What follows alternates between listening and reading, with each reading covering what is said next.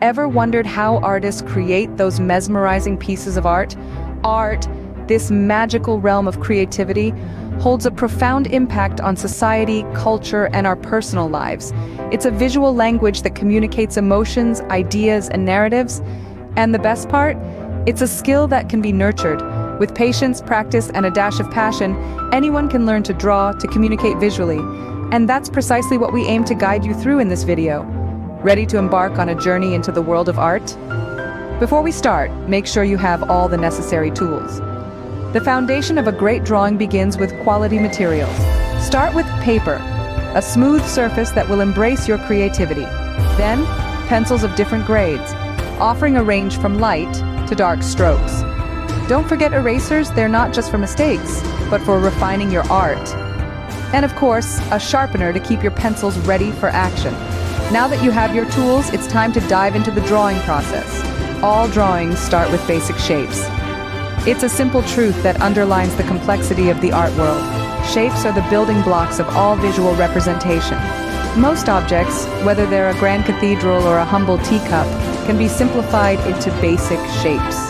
Circles, squares, and triangles form the core foundation of any drawing. Consider an apple. At first glance, it's an intricate object with curves and shadows. But if you break it down, it's essentially a circle with a little leaf-shaped stem. The same principle applies to more complex objects too. A house, for example, is a combination of squares for the walls and a triangle for the roof. The key is to train your eyes to see these shapes in the world around you.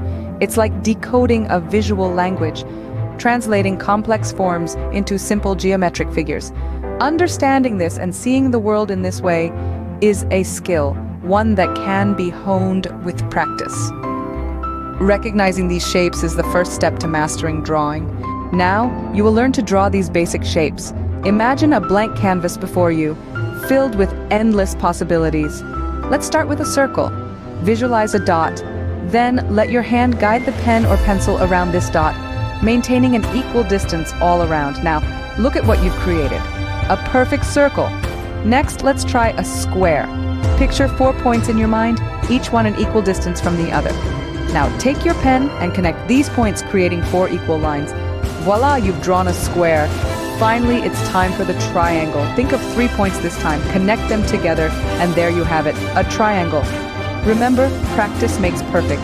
The more you draw these shapes, the more comfortable and confident you'll become. Every complex drawing begins with these simple shapes.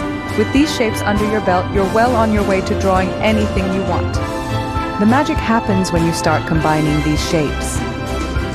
Imagine a jigsaw puzzle, but one where you're the architect of the final image. Each shape is a piece of this puzzle, and when they're put together, they form a picture that's worth more than 1,000 words. Let's take a simple example, like a house. First, let's lay down a square for the body of our house. This will be our foundation, the base upon which everything else will be built. Now let's add a triangle on top of our square. This triangle will serve as the roof. Already we're starting to see the basic structure of our house. But a house isn't just a structure, is it? It's a home. It's full of warmth and detail. So let's add those in. Draw smaller rectangles within the larger square for windows. Add a larger rectangle for the door. Maybe even add a circle for a doorknob or a window in the door. Suddenly, our simple square and triangle have transformed into a cozy little house. Now, let's move to a different example, a tree. Start with a rectangle for the trunk. Then for the crown of the tree, layer circles or ovals one on top of the other, gradually decreasing in size as you go up. You can even add some small triangles for leaves fluttering in the wind. But here's the key. While combining these shapes, it's crucial to maintain proportion and balance.